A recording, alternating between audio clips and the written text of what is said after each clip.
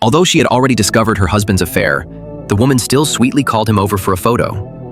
When her husband stood at the edge of a cliff, she secretly reached out her hand, but a passerby interrupted her. The woman remained unfazed. The trip had just begun. She had discovered her husband's chat history with another woman and a disturbing video.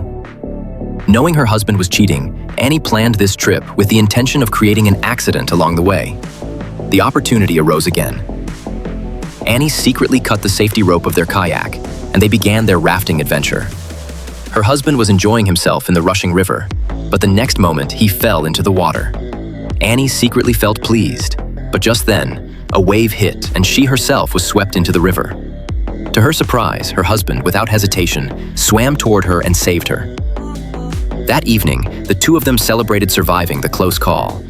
Annie was still hesitating whether to go through with her plan. The next day, they prepared to go hiking in the forest. Suddenly, a woman called her husband's name. Seeing her husband's suddenly dark expression, Annie realized this woman was the one he had been cheating with. Will quickly introduced the woman as his colleague, Carla. Then Carla's boyfriend arrived, and the four of them began the hike together. After observing them along the way, Annie confirmed her suspicions. However, with others present, Annie decided to pause her plan for now.